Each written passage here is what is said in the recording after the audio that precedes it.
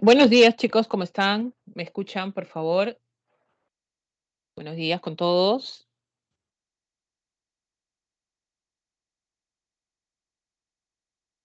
¿Me escuchan, por favor? ¿Me escuchan? ¿Me escuchan? ¿Qué tal?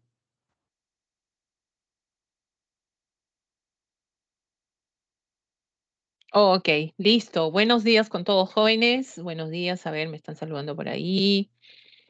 González, Fajardo, Tamara, Ariana, ¿qué tal? Fabricio. Bueno, chicos, en esta oportunidad, como ustedes ya saben, tenemos lo que vendría a ser el horario que ustedes tienen, el desarrollo del curso de Geografía, Educación Cívica y darles las pautas de cómo va a ser el desarrollo del curso.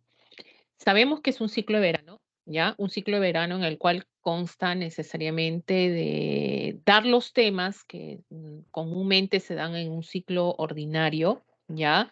Y finalmente vamos a ver, por ejemplo, que vamos a lo que de repente hacíamos en un ciclo normal, en una semana, 2 semanas, lo compilamos y lo reducimos en sobre todo en pocas horas y en pocos minutos, ¿no? Entonces, ese vendría a ser nuestra dificultad, porque lo que vamos a dar como información va a ser a través de materiales del PPT, ¿no? Y pues de manera rápida, ¿no? Entonces ahí les voy a pedir que manejen su información también en sus cuadernillos virtuales que les están enviando. Esa es una guía para ustedes para que puedan seguir la secuencia y de esa manera pues ustedes necesariamente pues puedan entender el proceso de aprendizaje que tenemos de ese sentido, ¿ya? Eh, Vamos a empezar entonces presentando los materiales para empezar de una vez, porque nuestro peor enemigo, ¿cuál es? Sobre todo, pues chicos, el tiempo. ¿Ya? Soy la profesora Julia Alvarado para ustedes. Cualquier, eh, sobre todo, duda que puedan tener, me lo hacen llegar mediante el chat que yo estoy llegando. Estoy leyendo, ¿ya? En todo momento. A ver, voy acá que me están dejando algunos mensajitos. Vamos a ver entonces. Acá. Empezamos. Listo. Vamos entonces, chicos. ¿Se ve el material? Por favor, me confirman si se ve el material. A ver, me confirman si se ve el material. Sí, sí, sí. Listo, perfecto. Sí se ve el material. Vamos entonces. ¿Qué vamos a ver en el caso de geografía? ¿Ya? El caso de geografía estamos viendo la primera parte que es las nociones básicas, la definición de la geografía. Vamos a ver las líneas imaginarias, las coordenadas geográficas y también vamos a tocar el tema de lo que vendría a ser cartografía, ¿no?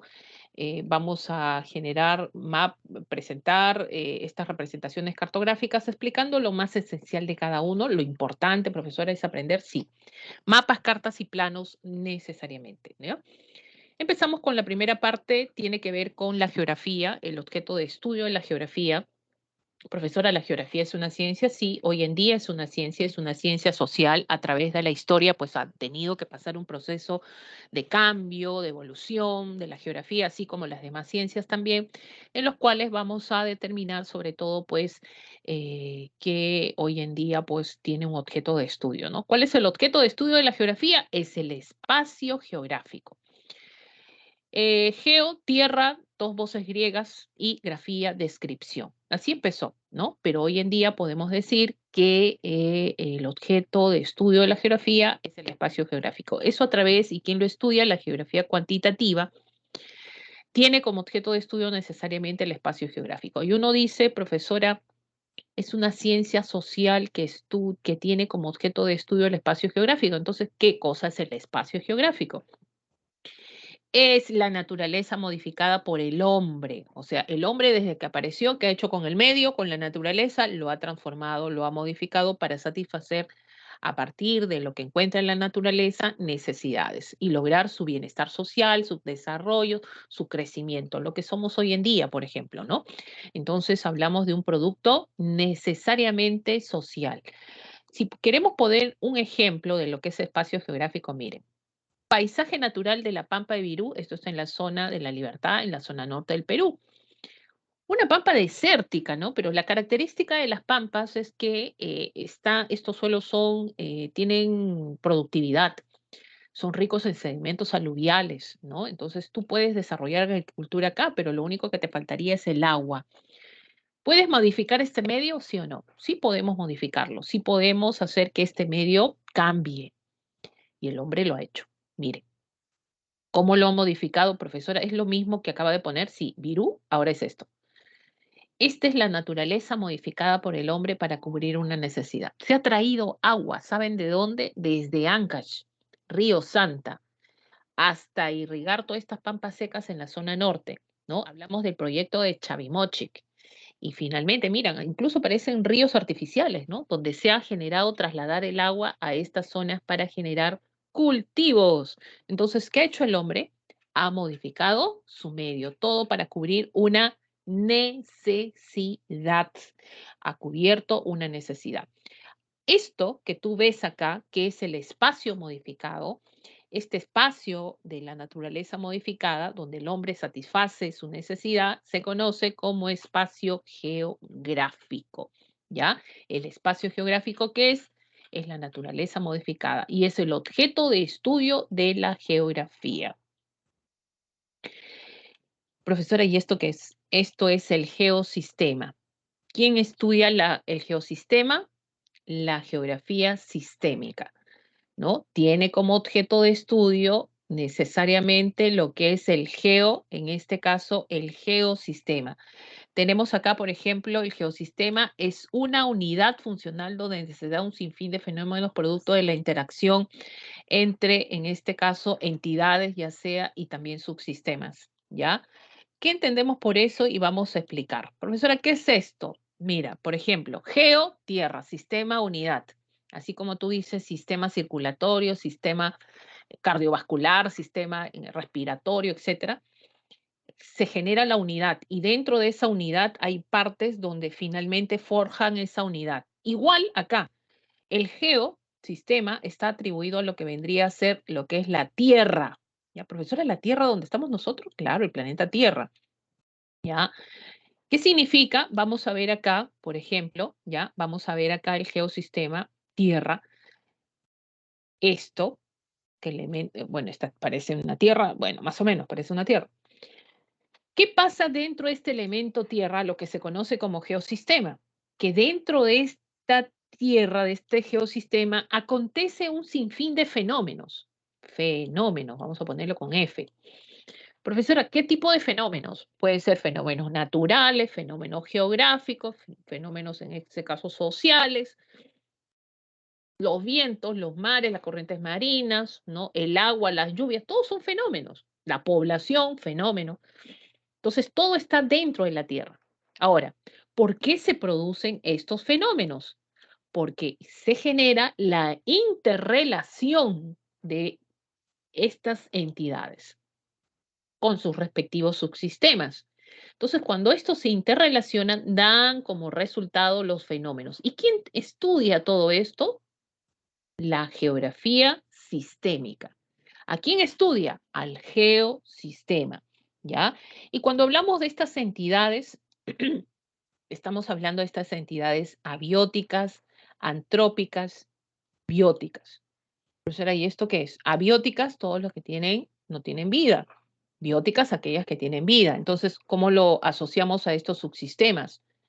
Abióticas, por ejemplo, ya, abióticas, por ejemplo, ¿cuál vendrían a ser abióticas? La litósfera, la hidrósfera, ¿verdad? En este caso, la atmósfera. Y bióticas, aquellas que tienen vida, la biosfera. Y dentro de la biosfera, ¿quiénes están? Está la flora, está la fauna, por ejemplo. Y antrópicas asociadas a la sociosfera. Entonces, fíjense que hay una interrelación entre estos subsistemas, estas entidades, y finalmente va a generar lo que son fenómenos. Y todo esto también es estudiado por la geografía, claro, claro que sí, ¿ya? Pero existe el objeto de estudio de la geografía que es más general, ¿no? Dime tú, si me has escuchado, ¿cuál es el objeto de estudio de la geografía? A ver, escribe o te escucho también. ¿Ya? A ver, ¿cuál es el objeto de estudio de la geografía? Acabo de El mencionarlo. espacio geográfico. Perfecto, muy bien, Fabricio, Alexandra, Ariana. Profesora, es el espacio geográfico, profesora. ¿Y qué cosa es el espacio geográfico? A ver, ¿qué cosa es el espacio geográfico? ¿Qué fue? ¿Qué fue? Es, A ver, es la naturaleza modificada por el hombre, para satisfacer, ¿qué cosa? sus necesidades Sus o su bienestar. necesidades. Muy bien, ahí Olenka también, ¿no? Alexandro.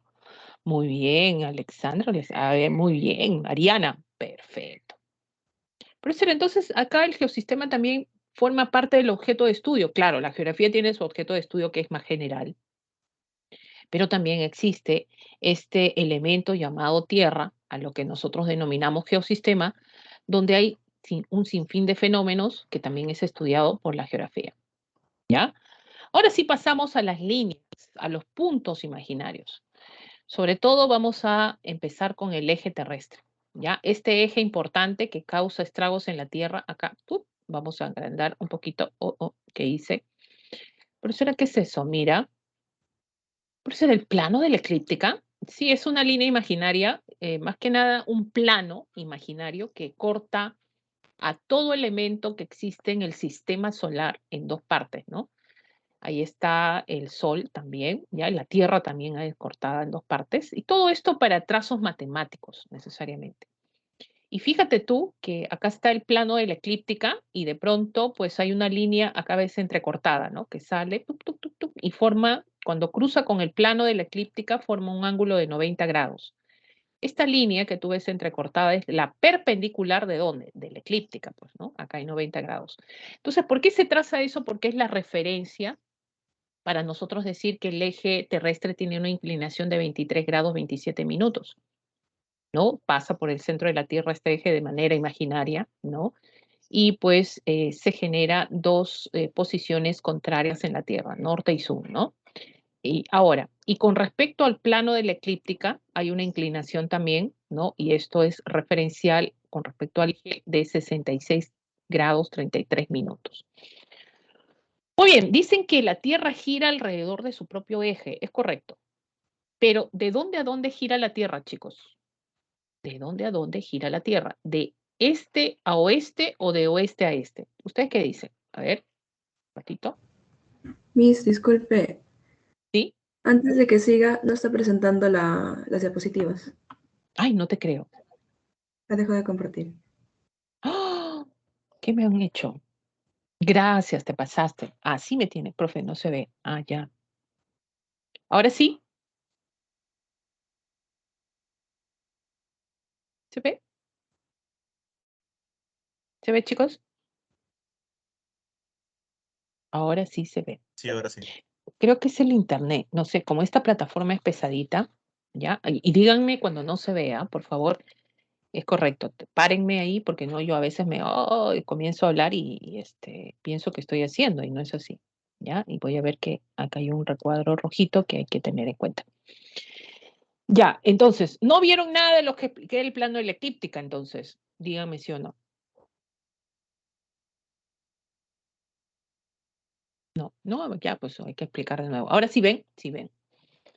Ya, miren, el plano de la eclíptica, ya, acá tenemos el plano de la eclíptica. Profesora, ¿qué dijo? Que era un plano imaginario que divide a todo elemento que está en el sistema solar. Y fíjate que divide a la Tierra, a todos los planetas que están en el sistema solar, ¿no? Es una referencia matemática para hacer trazos lineales, ¿no? Cálculos matemáticos.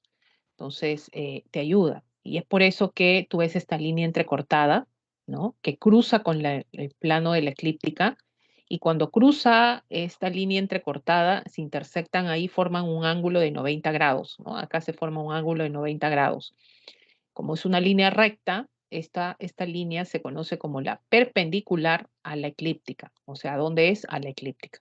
Entonces, lo que les estaba diciendo que la perpendicular de la eclíptica es la referencia para poner, generar, ubicar de cuánto es la inclinación del eje de rotación, ¿no? Es de 23 grados 27 minutos y por eso genera que el eje de la Tierra tienda a tener esa inclinación. Pasa por el centro de la Tierra, no olvidemos, de manera imaginaria. Y también podemos ver acá, por ejemplo, distinguimos sobre todo cuando vemos que hay 66 grados 33 minutos. Profesora, ¿eso con respecto a quién es? Es con respecto al plano necesariamente de la eclíptica, ¿no? Al plano de la eclíptica, ¿ya? Muy bien, entonces, lo que les estaba preguntando, dicen que la Tierra gira alrededor de su propio eje y pregunto que, bueno, ahí se está generando lo que es el movimiento de rotación. Pregunto, ¿de dónde a dónde gira la Tierra? ¿De este a oeste o de este a oeste? A ver, ¿de este a oeste o de oeste a este? ¿De dónde a dónde gira la Tierra? Jessica, de oeste a este. Y te voy a tomar la palabra. Eso es correcto, ¿ya? La Tierra gira, en este caso realiza el movimiento de rotación a través de su propio eje, a través de oeste a este, ¿ya? Y es por eso que se genera, o una de las consecuencias principales del movimiento de rotación es que tenemos la consecuencia de la sucesión de días y noches, ¿no? Miren, chicos, hay una cosa que hay que destacar acá, ¿ya? ¿Qué cosa tenemos que destacar acá? Lo siguiente, por ejemplo, ¿qué pasaría si el eje terrestre sea la perpendicular de la eclíptica? O sea, no tuviera esta inclinación y simplemente el eje estaría así recto. Pasaría esto, ¿ya? Profesora, ¿qué pasaría? Vamos a ver, vamos a tratar de poder que se vea esto. Por ejemplo, la radiación, la luz y calor de cómo llegaría a toda la Tierra. Mira, ¿ya? Vamos a poner los polos, en el Ecuador, en el hemisferio norte, hemisferio sur. Y fíjense lo que está pasando acá, ¿no? ¿Ya? Profesora, ¿qué está pasando? Mira, que la distribución de luz y calor, si tuviéramos una perpendicular, o sea, si esta perpendicular que tú ves acá entrecortada sea el eje de rotación, la llegada de luz y calor en toda la Tierra sería la misma, 90, 90, 90, 90, 90, 90. O sea, en toda la Tierra, la incidencia de la luz sería de luz y calor sería perpendicular, que quiere decir que tendríamos una misma temperatura, una misma zona térmica en todo el planeta. O sea, en todo el planeta existiría ¿qué? Calor. No existirían polos, en los polos habrían bosques, por todos lados bosques, ¿no? Aumento de temperatura en toda la Tierra, eso es lo que pasaría. Pero eso no pasa, ¿ya? El eje está inclinado y al estar inclinado, mira cómo llega. Así, a la Tierra sobre todo, ¿no? Acá, ¿ya? Acá, en los dos hemisferios, ¿no? Entonces, llega un momento, vamos a tener acá, ¿ya? Que es por eso que cuando se genera esta inclinación, fíjense que llega al eje terrestre, vamos a tener la desigual distribución de luz y calor en toda la Tierra. En la zona de los polos llega de manera tangencial, o sea, rosa. Y al rozar llega la luz, pero no aumenta la temperatura. Es por eso que hay zonas frías del planeta, están en los extremos, porque la luz, el calor llega de manera tangencial. En las zonas medias, de manera oblicua. En la zona del Ecuador, de manera perpendicular. Por eso que hace más calor ahí.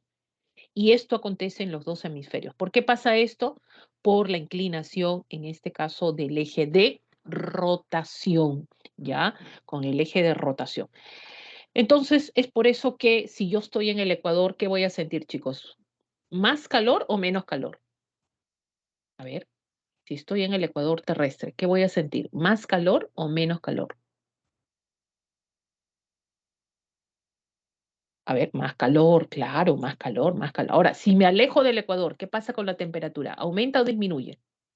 Me alejo del Ecuador. ¿Qué pasa con la temperatura? ¿Aumenta o disminuye? Disminuye, ¿ya? Tiende a disminuir. ¿Por qué? ¿Por qué disminuye la temperatura? ¿Por qué?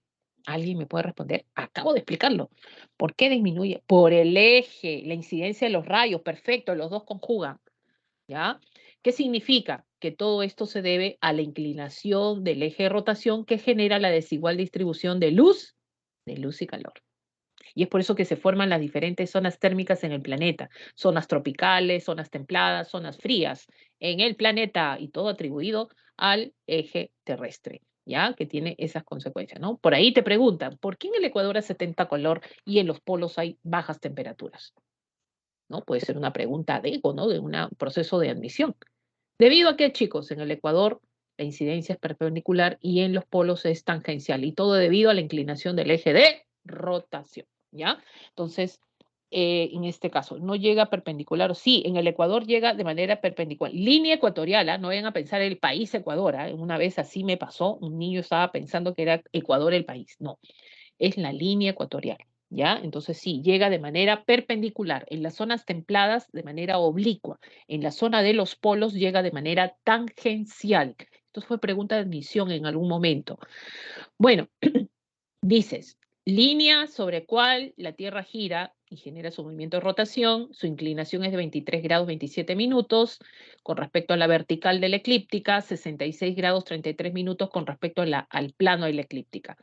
La inclinación del eje de rotación más el movimiento de traslación originan la sucesión de estaciones. Es verdad, porque la Tierra, acá me fui, porque la Tierra no solamente tiene este movimiento, hay varios movimientos de la Tierra, pero la Tierra gira alrededor de su propio eje, movimiento de rotación, ¿ya? Y si, por ejemplo, esto lo hace a la vez, porque lo hace a la vez alrededor del Sol, genera el movimiento de traslación. ¿Qué significa? Genera la sucesión de las estaciones, ¿ya? No es que las estaciones se generan por el movimiento de traslación. No, no, no, no, no. También está involucrado la inclinación del eje de rotación, ¿ya? No olvidemos.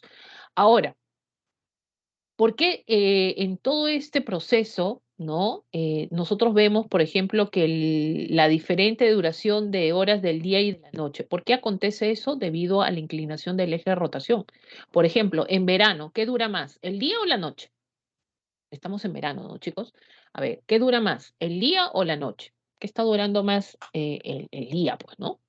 Pero mira, ¿a qué hora está ocultándose el sol? ¿Han notado o no no perciben su ambiente donde viven? ¿No? ¿A qué hora está ocultándose el sol? Ya estamos ahí, los rayos del sol ya pues terminan ahí a las 7, ¿no? ¿Han visto? A las 6 todavía es día, ¿ah? Todavía es día, a las 6. Un cuarto para las 7 ya ahí está bajando, ¿no? Uy, profesor, increíble, claro. Fíjense, hay duración de día, es más largo el día en el verano y es más larga la noche en el invierno. ¿Ya? A las 5 de la tarde ya comienza a descender, las 6 ya casi oscuro, en el invierno, por ejemplo, ¿no? Y entonces, ¿por qué acontece esto? Esto debido a que tenemos la inclinación del eje de rotación y también en este caso, sucesión de estaciones se atribuye a esto, ¿no? Porque estamos hablando de las estaciones. ¿Listo? Muy bien, vamos entonces a la siguiente línea. Bueno, esto no sería línea, este sería un punto. Punto imaginario, que son los polos. Puntos extremos que están ubicados al extremo del eje de rotación, ya coinciden con zonas climáticas de bajas temperaturas. ¿Alguien me podría decir, porque ya lo expliqué hace un ratito, por qué en el polo hace tanto frío? ¿Ya? En la zona de los polos, ¿por qué hace tanto frío, chicos? Claro, porque tenemos ahí, pues, las más bajas temperaturas de la Tierra, ¿no? En este sector. ¿Por qué hace tanto frío en los polos? Ya me puedes decir una respuesta de lo que acabamos de explicar, ya me puedes dar una respuesta. Claro, y no sube la temperatura. Muy bien, Fabricio. En las zonas del Ecuador, ¿no? ¿Cómo llega la distribución de luz y calor acá? ¿Cómo llega? Perpendicular, no. Oblicua, no. ¿Cómo llega? De manera tangencial, ¿ya? Y es por eso que tenemos, en este caso, llega de manera tangencial, claro, es por eso que tenemos la mayor baja temperatura en esta zona, ¿no? Y la máxima latitud, ¿qué significa? Que encontramos es de 90 grados. Profesora, si esto es el máximo latitud, ¿dónde está? ¿Dónde inicia? En el Ecuador, pues el Ecuador tiene 0 grados, 0 minutos, 0 segundos y va a la zona de los polos, ya sea de norte y sur, a establecerse la máxima, en este caso, latitud, ¿ya? Y en esta zona acontecen los días y las noches que se prolongan hasta 6 meses respectivamente durante las estaciones. ¿6 meses, profesora? Sí. Imagínate que acá en el gráfico que tú observas, ¿no? Por ejemplo, en el polo norte, por la posición que tiene la Tierra de acuerdo a este gráfico, la Tierra está girando alrededor del Sol, ¿no? Y de pronto en el hemisferio, en este caso norte, llega de manera tangencial. Y fíjense que esta llegada de la luz y calor en esta zona de manera tangencial es directa en los polos, en el polo norte sobre todo, donde hay presencia de luz solar. Acá sí hay directo, ¿no? Ahora, por la posición de la Tierra, se está inclinando de esta manera. En el hemisferio sur no pasa lo mismo. Entonces, los rayos llegan de manera tangencial, pero a una cierta zona nada más, ya no directamente a los polos. ¿Y qué pasa? Que en los polos, toda esta zona, por la posición de la Tierra, se cubre de noche, ¿no? Se está cubriendo de noche, con sus estrellitas allá. Listo. Este fenómeno se acrecenta, ¿no? Durante 6 meses, que se prolonga, donde tú tienes la luz solar, son las 3 de la mañana y sigue con luz solar, ¿no? O son las 8 de la mañana y no, en este caso, aparece el sol. Estamos hablando, pues, que hay noche, noche, noche, ¿no? Ahora, eso lo puedes ver tú conforme este fenómeno, cuando más te acercas a los círculos polares, que esto más alto te ubicas en la Tierra, vas a encontrar este tipo de fenómenos que es más recurrente. Ahora, en los polos, exactamente en los polos es donde se produce este fenómeno. Ojo, ¿ya? Pero si tú estás en los países europeos, estás cerca en zonas nórdicas europeas, por ejemplo, en la Patagonia, en el caso de Sudamérica, pues este tipo de fenómenos no va a ser tan largo, ¿no? Por ejemplo, si es verano, el día va a durar mucho más. Son las 11 de la noche y todavía hay luz solar, por ejemplo, ¿no? O al revés, ¿no? O al revés también, ¿no? Dura más la noche de acuerdo a la estación. Pero, chicos, profesora, yo quiero ver este fenómeno, yo estoy en Perú. Lo estás viendo, dura poquito, ¿no? En nuestro verano, ¿no? Mira, y tanto así que anochece a las 7 de la noche. Cuando más te alejes del Ecuador, cuando más lejos del Ecuador estás, más este fenómeno es recurrente, tiende a durar más. ¿Por qué pasa esto, profesora? Por la inclinación del eje de rotación más el movimiento de traslación. ¿Ya? Los dos intervienen, no olvidemos esta parte. El ecuador terrestre también tiene una denominación. ¿Cómo se denomina el ecuador terrestre? El ecuador terrestre también se conoce como círculo máximo de la Tierra. Círculo máximo de la Tierra o línea equinoccial, porque acá acontecen los llamados equinoccios, ¿ya? Los llamados equinoccios. Divide a la Tierra en dos hemisferios, norte y sur, ¿ya? Pero hay que aprender los sinónimos, chicos, ¿ya? No solamente norte, también septentrional o boreal, hemisferio sur meridional o austral, también se le conoce. Parte de 0 grados, 0 minutos, 0 segundos, hasta su máxima latitud, que es 90, ¿no? Dicen que cuando se cruza con el eje terrestre forman un ángulo de 90 grados. Su circunferencia, o sea, toda la circunferencia ecuatorial, es de 40.075 kilómetros, ¿ya? Es el único lugar de la Tierra donde el día y la noche tienen igual duración. ¿Qué significa? Amanece a las 6 de la mañana y anochece a las 6 de la tarde. Bueno, chicos, nosotros sabemos, por ejemplo, el Perú está ubicado en el hemisferio sur. Vamos a agrandar acá está el hemisferio sur. Oh, profesor, el hemisferio sur, acá está, listo, el Perú en una zona, en este caso térmica, tropical, ¿no? Vamos a ver, por ejemplo, si nosotros hay dos hemisferios, hemisferio norte, hemisferio sur. Nosotros estamos en verano, ¿no? 20-21 de diciembre empieza nuestro verano. Ahora, ¿qué sucede? Si nosotros estamos en verano, profesora, ¿toda la Tierra está en verano? No. Toda la Tierra sí está en el llamado solsticio. O sea, ahorita en la Tierra estamos en solsticio. ¿Ya? Así, profesora, sí, estamos en solsticio. Ahora, solsticio, que quiere decir en toda la Tierra hay solsticio, pero hay dos estaciones que se manifiestan más. ¿Cuáles son estas dos estaciones? En el solsticio está el verano y está el invierno. ¿Ya? El verano e invierno. Solsticio no puede haber primavera, otoño, nunca. Si nosotros en este país tan querido es verano y estamos en solsticio, en el hemisferio norte, ¿en qué estación están? Ya no es verano, ya no es primavera, no es otoño. Si estamos en solsticio, ¿qué estación tendrá el otro hemisferio?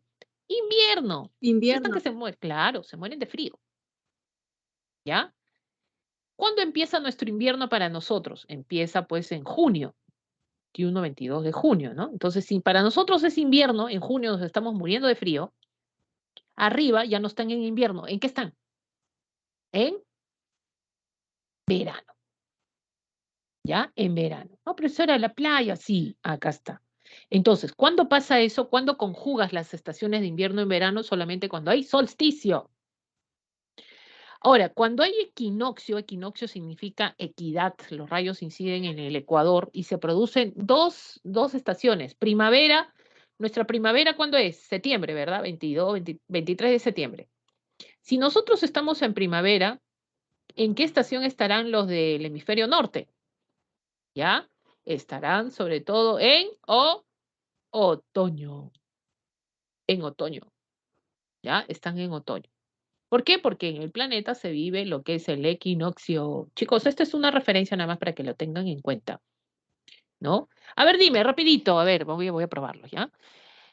Si en Lima es, bueno, a ver, si en Lima, Perú, 28 de diciembre, es 28 de diciembre, ¿ya? ¿Qué estación tendrá en ese mismo momento, el 28 de diciembre, la ciudad de París? Si en Lima es 28 de Invierno. diciembre, ¿qué estación tendrá en esa misma fecha la ciudad de París? Muy bien. El invierno. Invierno. Invierno. Te recomiendo que te aprendas, porque a veces uno dice, profesora, ¿cuándo viene el invierno, primavera, otoño? Los inicios de estaciones de tu país. Y una vez que conozcas de tu país, ya cualquier pregunta que te viene ya lo asocias nomás. ¿Ya? Ciclo de verano, chicos. Entonces, por ejemplo, para nosotros, el verano, el invierno, primavera, otoño, las fechas que inician y finalmente, pues, la contraparte del otro hemisferio, ¿ya? Como un datillo para ustedes. Bueno, pasamos rapidito porque tenemos dos temas que realizar. Los paralelos, estos son círculos menores porque el círculo mayor, ¿quién era? El Ecuador, se trazan de manera infinita, ¿ya? Bueno, van disminuyendo su diámetro conforme se alejan a llegan a los polos, forman ángulos rectos con los meridianos, ¿ya? Disminuyen de tamaño cuando se dirigen al ecuador y estos paralelos fijan valores que se conocen como latitud. Profesora, ¿por qué han puesto esto de 23 grados, 27 minutos? Todas estas cosas, ¿por qué? Porque tú tienes que reconocer que hay paralelos importantes, como el caso de los trópicos y los círculos polares. Los círculos polares tienen este valor latitudinal, 66 grados 33 minutos, ¿ya? Y los trópicos tienen 23 grados 27 minutos. No importando en qué hemisferio te encuentres, fíjense que los valores se repiten. O sea, ahora, ¿qué cambia el nombre? Trópico de Cáncer, trópico de Capricornio. Cuando tú sabes qué es Cáncer y Capricornio por la ubicación del hemisferio. ¿No? Porque tienen la misma latitud, fíjense, ¿ah? En un examen te puede venir 23 grados 27 minutos latitud sur. ¿Qué es un trópico? ¿Dónde se ubica? En el sur, eso es Capricornio.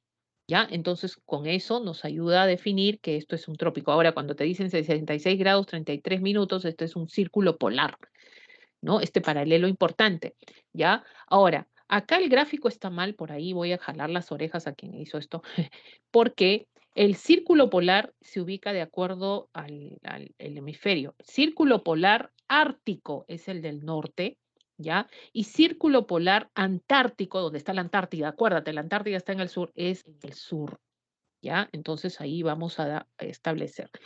¿Por qué estas referencias de latitudes tan exactas, profesora? Para definir matemáticamente límites de las diferentes zonas térmicas en el planeta.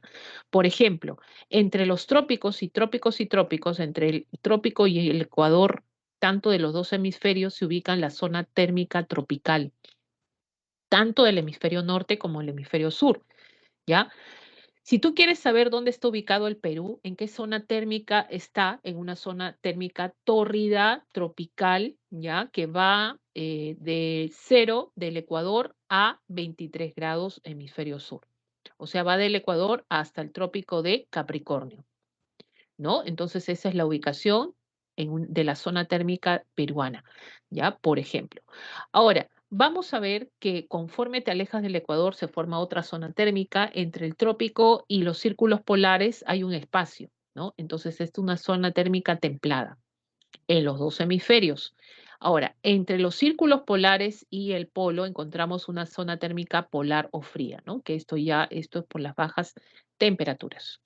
Y los meridianos ya no son círculos, sino son arcos. Arcos que van a trazarse de polo a polo, de 180, fijan valores de longitud, ¿ya? Parten del meridiano de Greenwich, que es el meridiano referencial, que también vamos a encontrar sus sinónimos: hemisferio este, oriental, levante; hemisferio oeste, occidental, poniente, ¿no? ¿Dónde se ubica el Perú? Ah, profesora, estamos en el hemisferio occidental, poniente o también oeste, ¿no?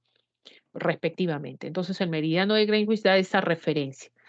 Cuando tú trazas el meridiano, la curvatura, la mayor curvatura la vas a encontrar cuando cruza el ecuador. Profesora, ¿por qué? Porque la Tierra es achatada en los polos y ensanchada en el ecuador. Pues esa curvatura se va a dar más grande cuando tú trazas de polo a polo y finalmente en la parte del ecuador, que es casi la parte central, generas la mayor amplitud, ¿no? A eso se refiere esta partecita. Y también tenemos la contraparte, necesariamente, cuando hablamos de los principales meridianos, no solamente es Greenwich, sino el meridiano de 180 o línea de cambio de fecha. Tienes ahí, es la otra contraparte. Fíjense ustedes para que vean la diferencia, ¿ya? En el meridiano de Greenwich pasa por el observatorio de Greenwich, Inglaterra, Europa, África, cruza, ¿verdad? Ahora, en cambio, el meridiano de cambio de fecha está recorriendo parte de lo que vendría a ser todo el Océano Pacífico, entre lo que es Asia y lo que vendría a ser América, ¿ya? Ahora, por ejemplo, si yo estoy en Perú, ¿ya? A ver, su audio, por favor. Si yo estoy en Perú y me voy a Japón, chicos, ¿tendremos la misma hora? El audio, porfa. El audio. Voy a entrar. Ya. Así es. Voy a entrar. ¿Quién es?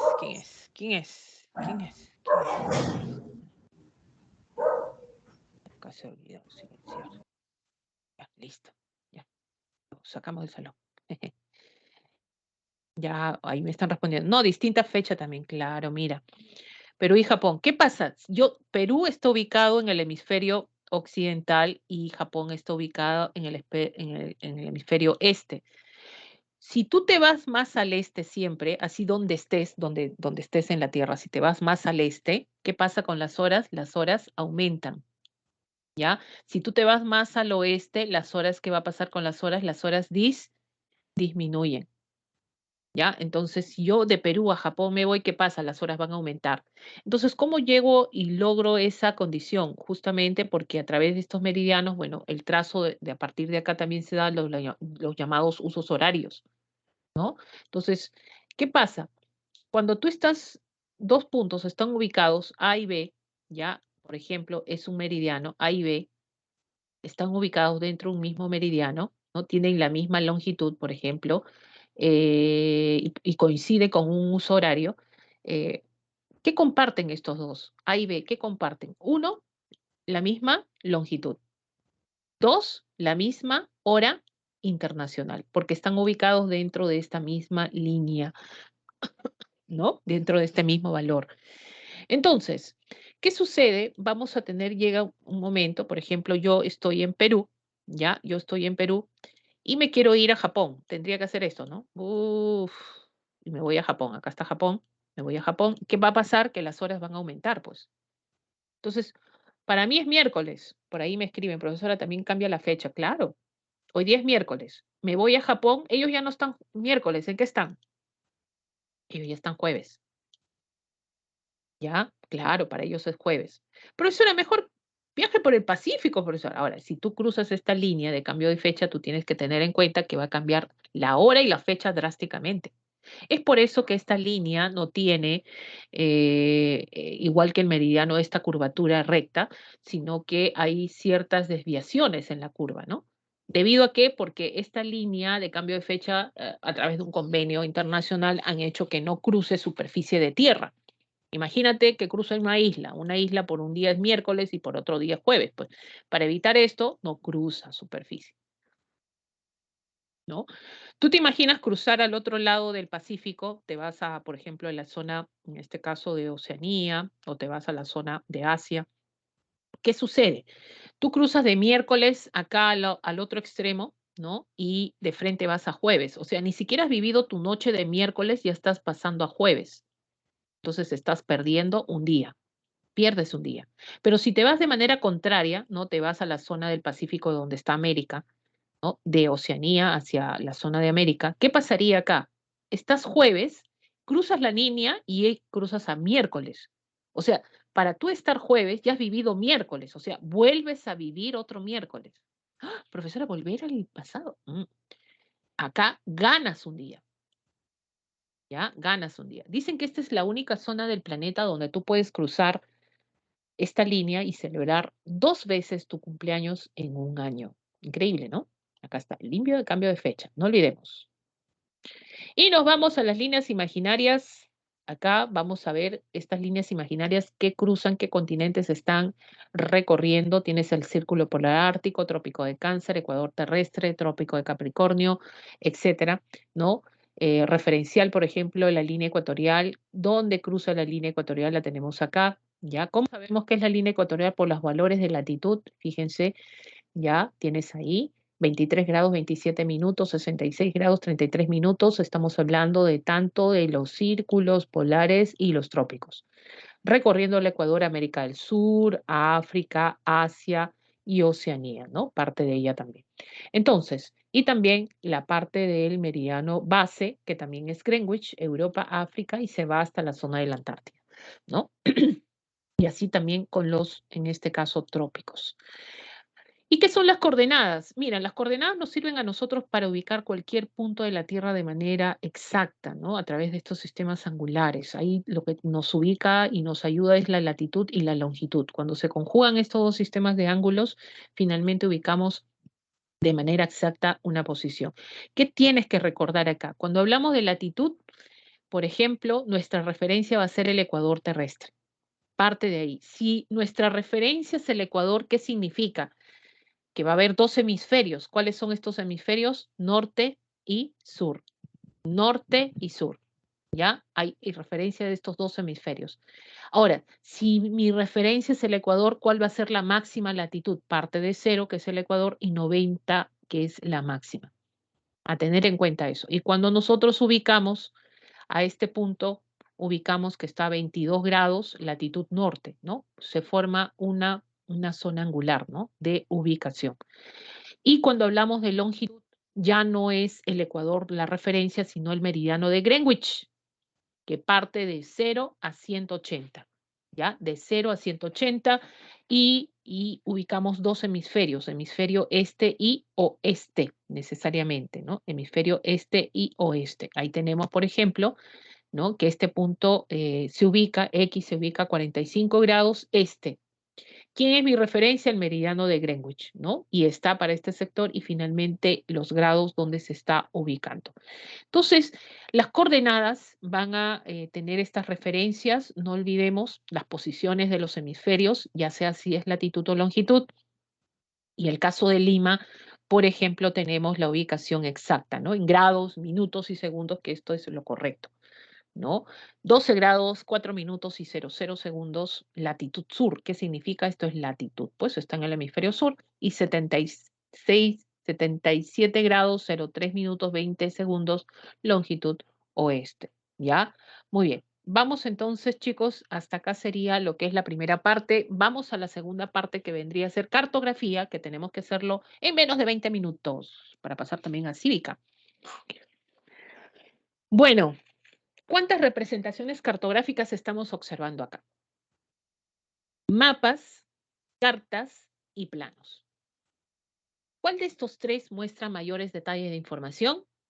Planos. Profesora, yo veo acá la calle, veo mi casa, veo parques, jardines, avenidas, etc. Muy bien. Algo particular de las cartas topográficas es que tú ves líneas, líneas, líneas, curvas, curvas, números, números, números. Claro, porque las cartas, a diferencia de los mapas o de los planos, ¿ya? Las cartas son tridimensionales. O sea, en una carta vas a encontrar latitud, longitud y altitud, ¿no? Es por eso que encuentras estas líneas a las que se conocen como curvas de nivel. Y eso lo vamos a ver también, ¿ya? Entonces, vemos. Es conjunto, la cartografía es el conjunto de estudios y operaciones científicas artísticas. Fíjate que son gráficos lo que estás viendo. técnicas que intervienen en la elaboración y análisis y utilización de estos elementos cartográficos, mapas, cartas y planos, ¿ya? Entonces, ¿qué hace la cartografía? Representa la superficie, lo traslada y lo lleva al plano. Eso hace. ¿Y cómo lo hace? Mediante una representación gráfica. Y no solo eso, lo grande lo reduce para representarlo en el plano finalmente, ¿ya? Ahora, tenemos, por ejemplo, principios cartográficos. Estos principios cartográficos, ¿a qué te van a ayudar? Son como pautas que te ayudan a ti para ver qué debe tener una representación cartográfica, porque si no, no podemos hablar de una representación cartográfica. Por ejemplo, perdón, la base matemática, la representación cartográfica y la generalización cartográfica. ¿Quién planteó esto? Este cartógrafo ruso, Konstantin Salichev, donde la base matemática para él y para la cartografía en general habla de la selección de una proyección cartográfica. Es necesario porque la proyección cartográfica, mira, acá hay tres, justo la que vamos a ver, cilíndrica, simultánea y cónica, donde si tú observas, ¿ya? Si tú observas, cada uno acá está representando, hay una representación y proyección a través de un elemento geométrico. Claro, entonces si hablamos de geometría, profesora, matemática, cálculo, proyección, así es. Y están envolviendo de alguna u otra manera ciertas partes de la Tierra. Entonces, eso te ayuda a tener una mejor representación de la superficie. Entonces, estás seleccionando, ¿no? A través de la geometría, ¿no? A través de las coordenadas geográficas y la escala, utilizar una proyección cartográfica, base matemática. Entonces, la base matemática te ayuda a utilizar la proyección para la representación gráfica. Ahora, la representación cartográfica, ¿qué cosa es? Es la utilización de imágenes o también conocido como símbolos convencionales. Esto lo vas a encontrar en la leyenda del mapa. Por eso están las carreteras, mira los aeropuertos, los departamentos, ríos, ajá. Fíjate que cuando tú vas a representar una superficie y lo trasladas a una hoja A4, tu plano, tú no puedes simplemente decir, ya terminé mi mapa, lo dibujé bonito. No, ese mapa no sirve hasta el momento. Para que tenga validez ese mapa, tiene que tener la información de la superficie que estás representando. En la zona norte hay un lago, hay ríos, por ejemplo, hay ciudades importantes. Toda esa información lo tienes que plasmar. Todo mapa es la investigación de una superficie. Entonces, es necesario que tenga esta información. Y la representación cartográfica alude a que debemos brindar esa información a través de símbolos convencionales. En esta ciudad tiene su río, hay un sistema ferroviario, etcétera, ¿no? Y lo último, ¿cuál sería la generalización cartográfica? ¿Qué significa? Cuenta con la selección de lo principal y esencial del tema según la escala del documento cartográfico. A ver, dime tú, ¿cuál va a ser tu representación cartográfica? Yo te preguntaría eso, ¿no? Profesora, yo voy a representar el distrito de San Juan del Lurigancho, profesora. Ese va a ser mi representación. Mira qué bueno. Entonces ya tienes un tema a representar. Otra persona me puede decir, profesora, yo voy a representar todo el Perú, profesora, lo quiero hacer en un plano, en una hoja pequeña. Ya, muy bien, perfecto. Entonces ya tienes un tema. Tú quieres representar un distrito y tú quieres representar todo el mapa del Perú, toda la superficie peruana, ¿no? Y lo quieres hacer en una zona, en una cosa pequeña. Entonces, como ya tienes el tema, ¿no? El tema, como ya tienes el tema, entonces ahora vas a determinar qué tipo de escala necesitas utilizar. Entonces acá viene el problema, ¿no? Profesora, ¿qué escala necesito si voy a representar todo el Perú? ¿No? Si vas a representar todo el Perú, ¿qué necesitas? ¿Qué tipo de escala necesitas? No, necesariamente, ¿no? Entonces, vamos, ahí, ¿qué sería? A ver, vamos, a ver, ¿qué tipo de escala? Si vas a representar todo el Perú, ¿pequeña, mediana o grande? ¿Tú qué dices? A ver, pequeña, mediana o grande. A ver, ¿qué tipo en este caso, uy, acá se me fue, acá para leerlos, ¿ya? Para no estar perdiendo todo esto. Mediana, profesora, que no sé qué, pero bueno, miren. Profesora, como el Perú es grande, necesito uno grande, profesora. No, mira, escucha. Cuando te hablen de escala, piensas al revés, ¿ya? Por ejemplo, para representar superficies grandes, como países, Perú, o continentes, ¿no? Europa, necesitas una escala pequeña.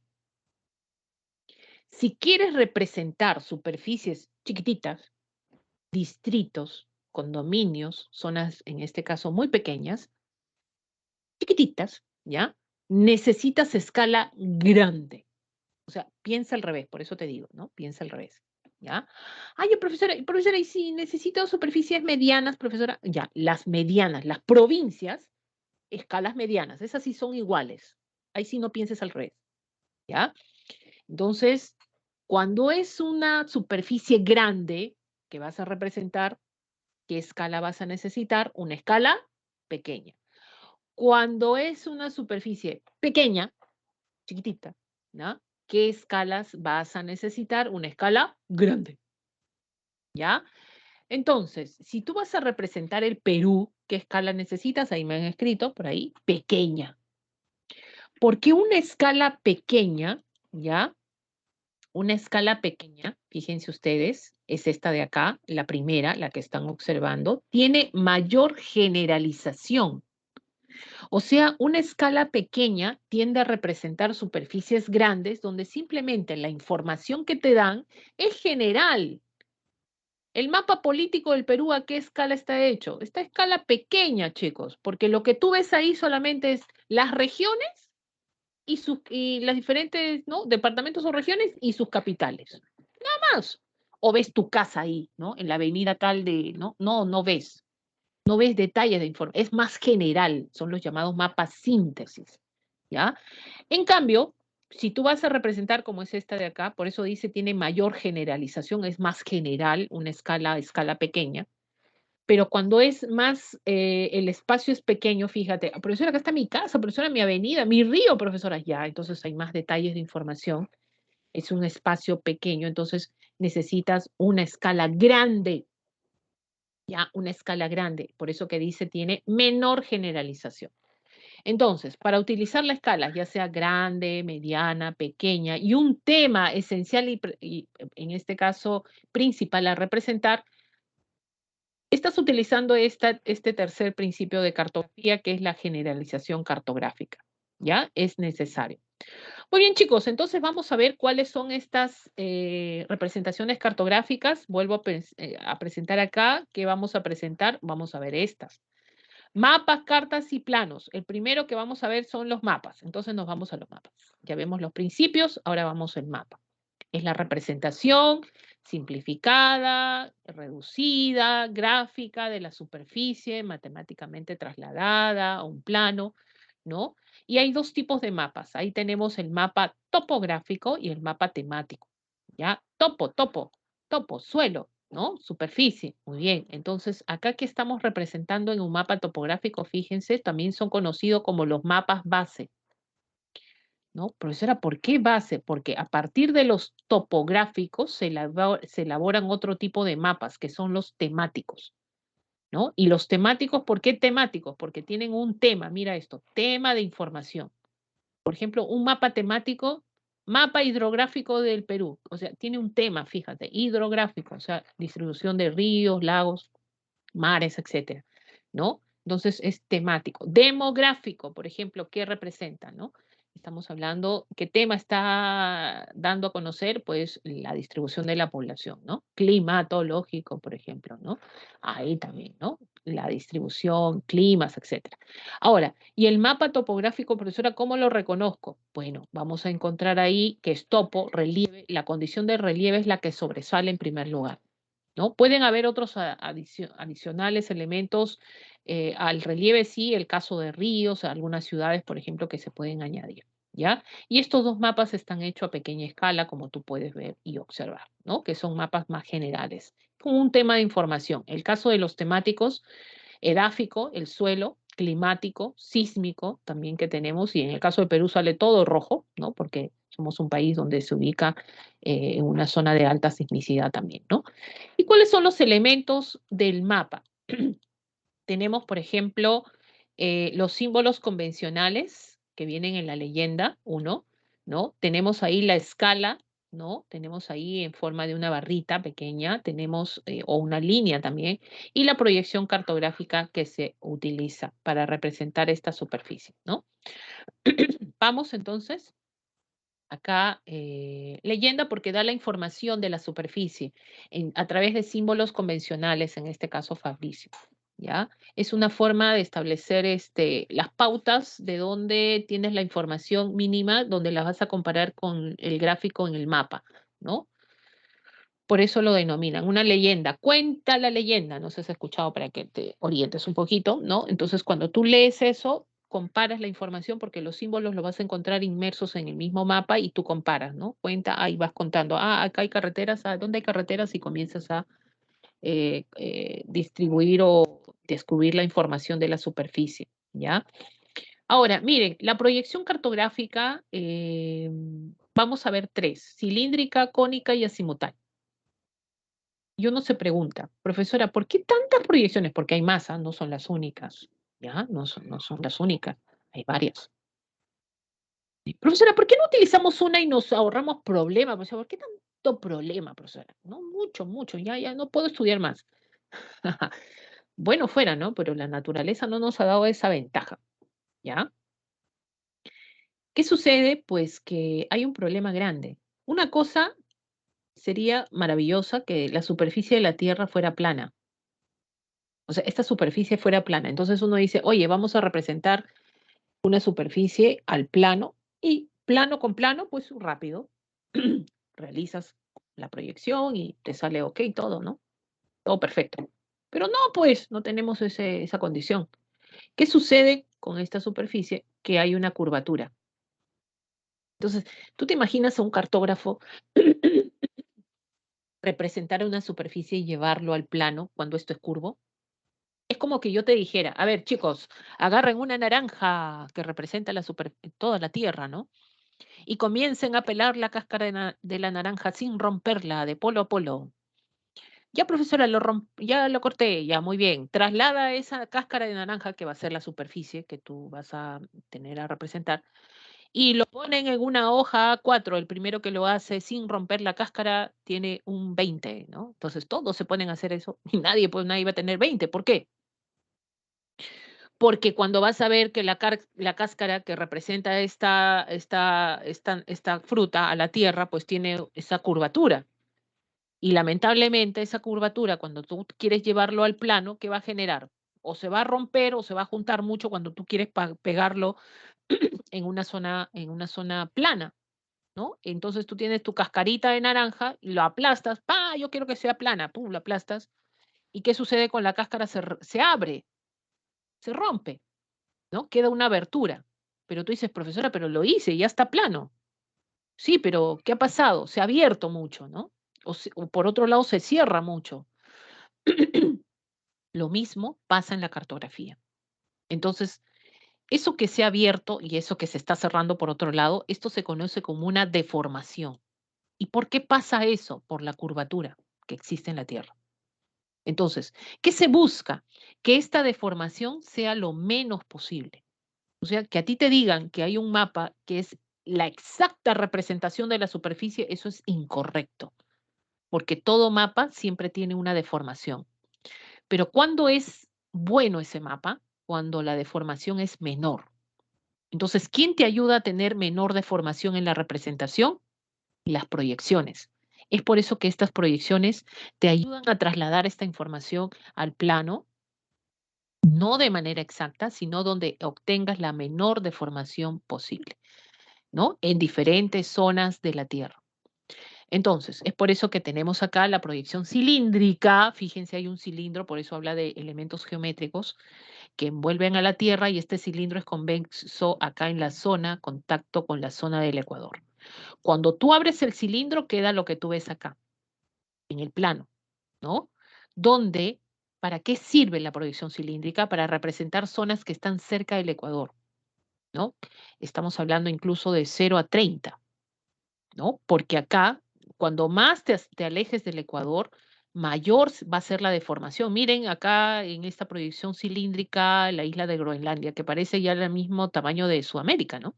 Entonces, ¿por qué pasa esto? Porque cuando más alto te vas con una proyección cilíndrica, tiendes a representar una superficie alta, va a haber mayor deformación en las zonas más altas y la menor deformación va a ser en las zonas cercanas al ecuador.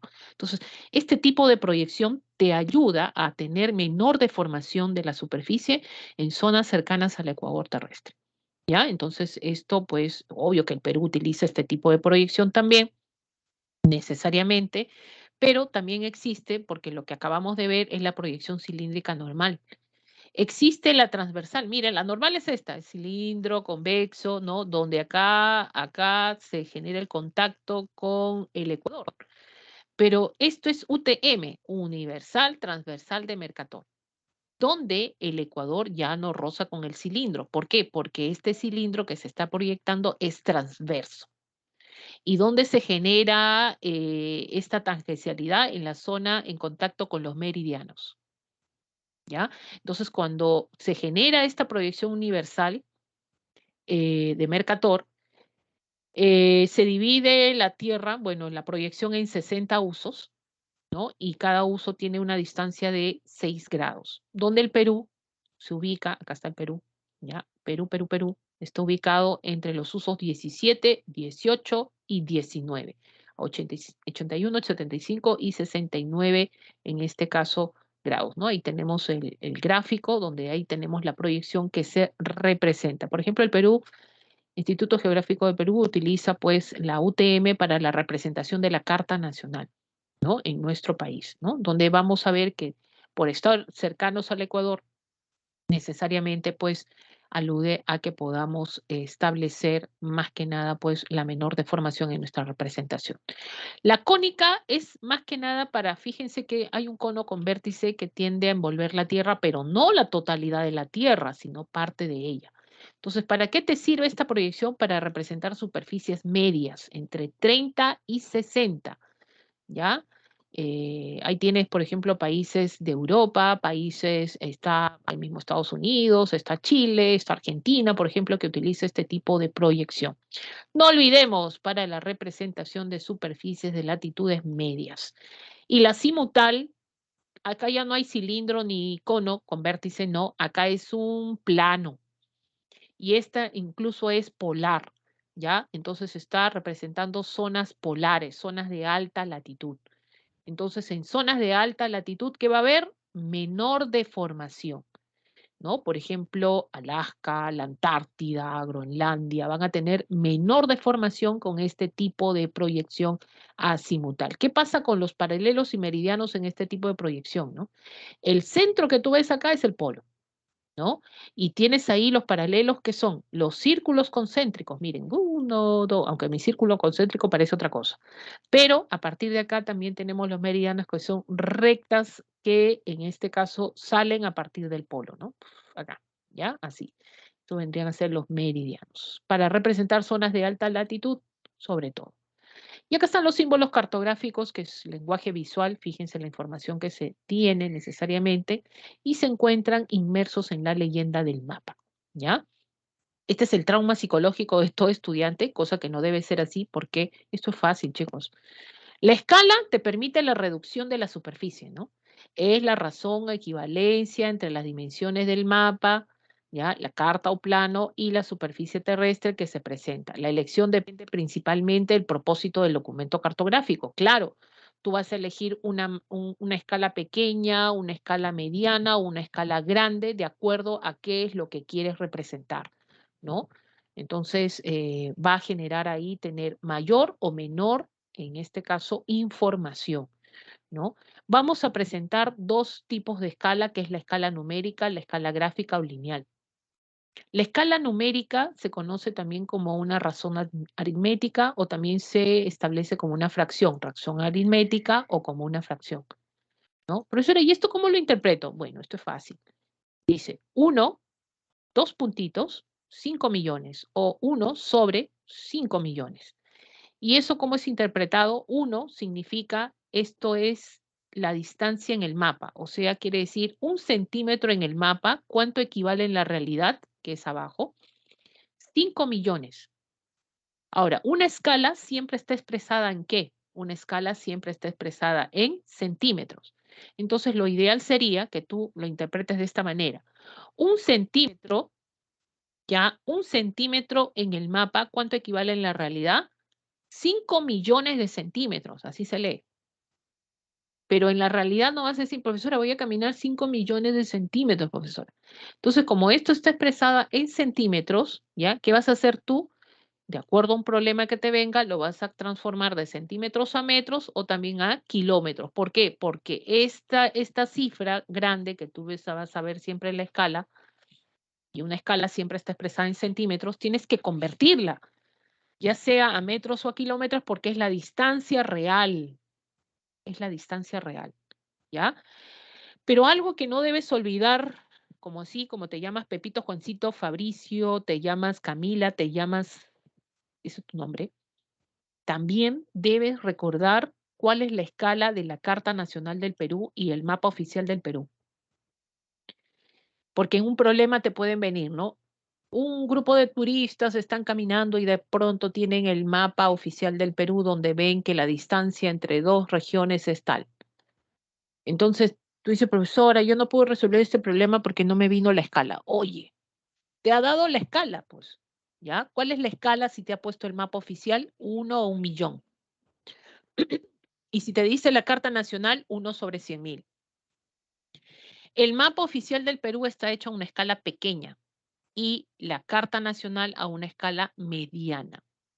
¿Ya? No olvidemos eso, por favor.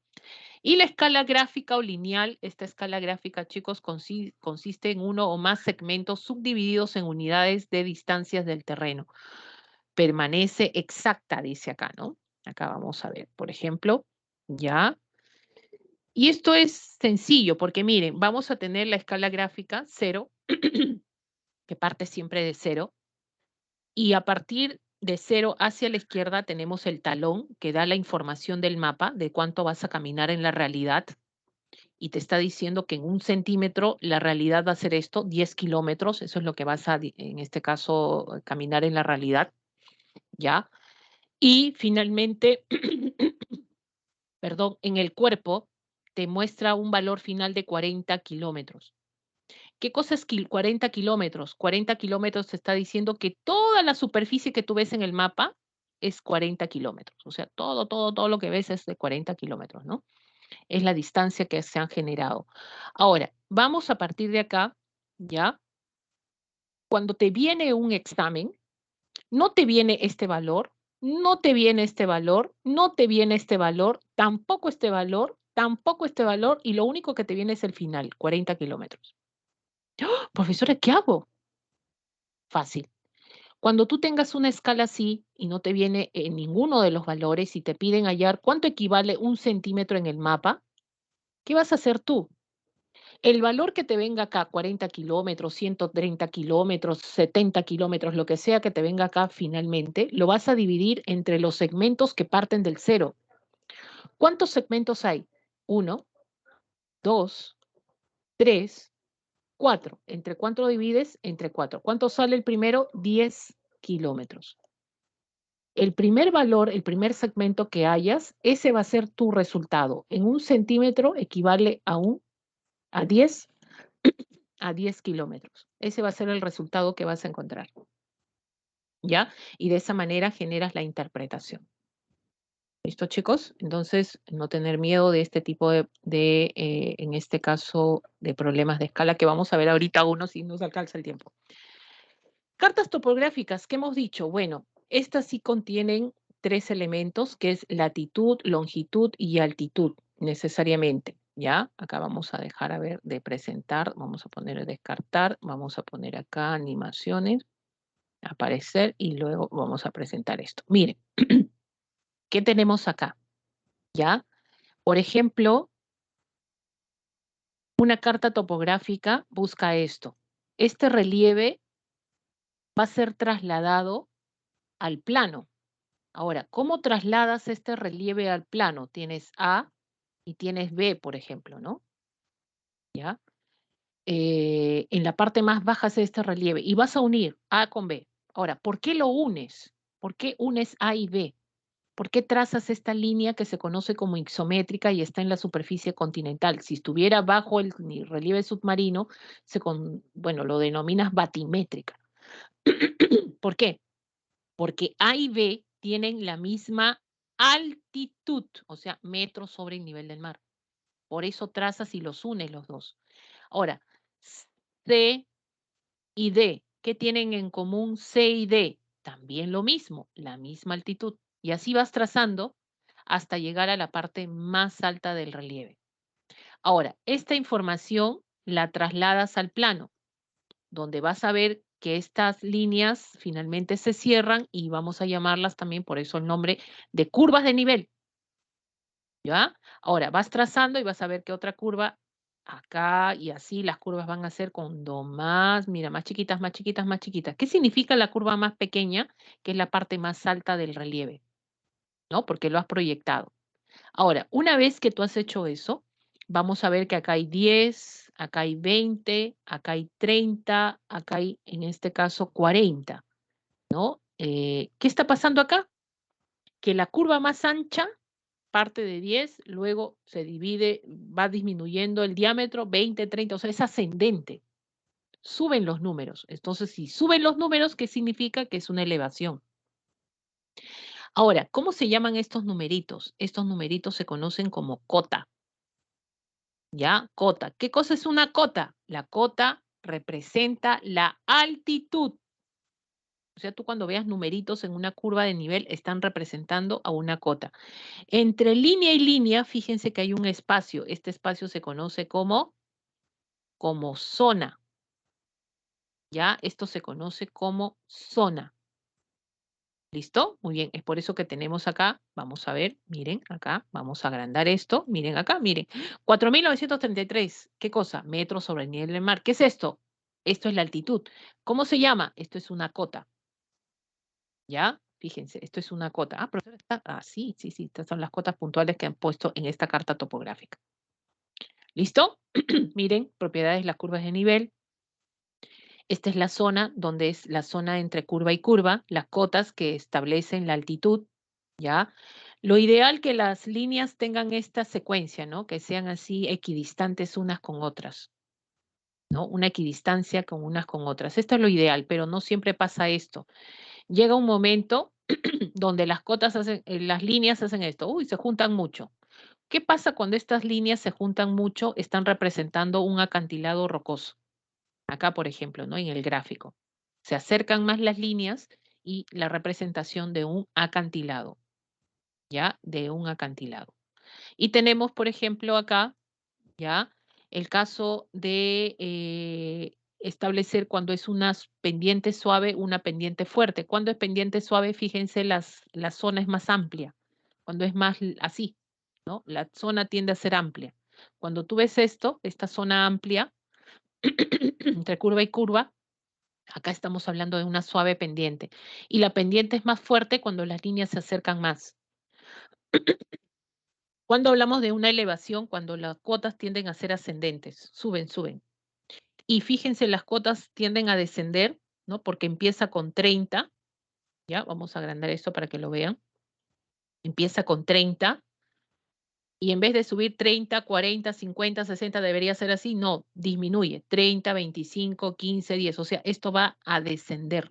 Esto es una depresión. Entonces, ¿cuándo sabes que es una elevación o una depresión? Por las cotas, ya sea que son ascendentes o descendentes. Y finalmente, el plano, chicos, el plano está hecho, bueno, elaborado ya a lo que es, perdón, a lo que es una escala grande. Y las escalas grandes sirven para representar superficies reducidas, pequeñas, ¿no? Y fíjense que en un plano ya existe lo que es detalles de información, muchos detalles de información, y esto está siendo representado a una escala grande, ¿no?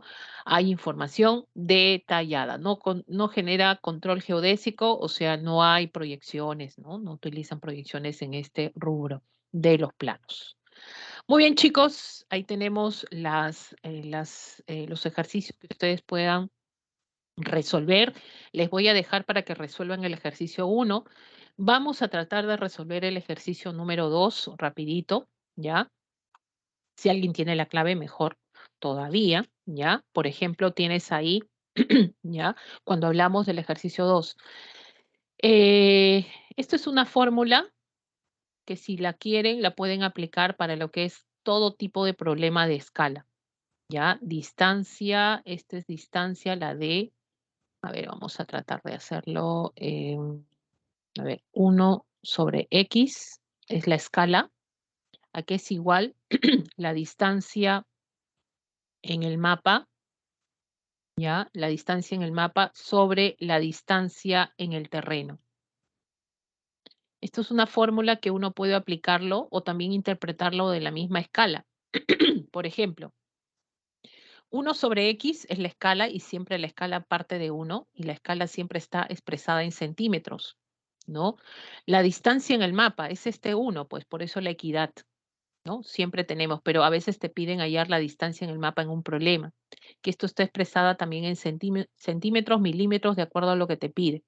Y la distancia en el terreno, esta sí, que es X también, que puede estar expresada esto en metros o kilómetros, ¿no? Entonces, ¿qué vas a hacer con este problema? Reemplazamos. 1 sobre qué. X, ¿te dan la escala? Sí, te están dando la escala, ¿no? ¿Cuánto vale la escala? 5.000, ¿no? Pones ahí 5.000, ¿ya? ¿A qué es igual? ¿A qué es igual a qué va a ser igual? Entonces vamos a reemplazar los datos. Dicen que es igual a la distancia en el mapa.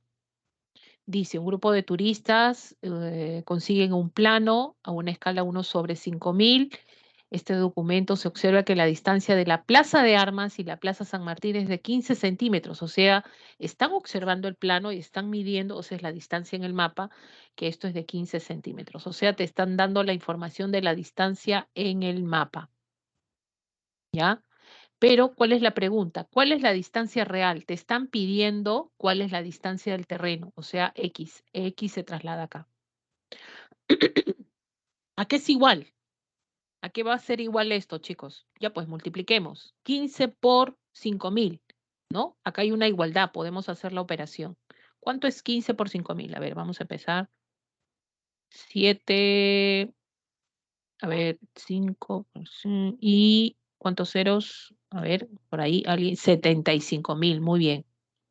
Profesor, ¿esa es la respuesta? No veo la respuesta. No, pues no vas a verla. ¿Por qué? Porque te está pidiendo la distancia real y la distancia real del terreno está expresada en metros o kilómetros, ¿no? Entonces, 75.000 centímetros, ¿ya? 75.000 centímetros. Entonces, ¿qué vas a hacer? Tienes que convertir porque en los enunciados hay metros y kilómetros. Entonces, empezamos con los metros. De repente ahí empezamos a hallar la respuesta. En un metro, ¿cuántos centímetros hay? ¿Ya? En un metro, ¿cuántos centímetros hay? ¿Cuántos, chicos? Escriba, pues. ¿Cuántos metros, cuántos centímetros? 100, pues. La C, dice por ahí, la Liliana ya está. La C, profesora, en un metro hay 100 centímetros. ¿Ya? Muy bien, entonces si esto está en centímetros, en un metro, quiero convertir a metro, ¿cuántos ceros quitas acá? 2, a ver, 1, 2, y la respuesta es 750 metros. ¿Hay o no hay? Acá, profesora, la C. ¿Ya? Profesora, si quiero cambiarlo a kilómetros, en un kilómetro, ¿cuántos centímetros hay?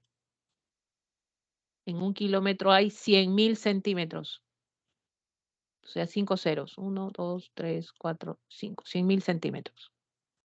¿Ya? 100.000 centímetros. Entonces puedes ahí generar, cambiar, en este caso, pues, también de acuerdo a lo que te pide el problema. Muy bien, chicos, esto sería la pregunta número 2. Vamos a educación cívica, si no nos va a ganar el tiempo y no quiero. Jóvenes, hasta ahí quedaría la parte de geografía. Estas son las claves. Ya, estas son las claves. 1, ejercicio A, y 2, ejercicio C, como ustedes lo han hallado también y lo he podido leer. Muy bien, chicos, ahora sí, nos vamos a educación cívica. Un ratito voy a tomar agüita.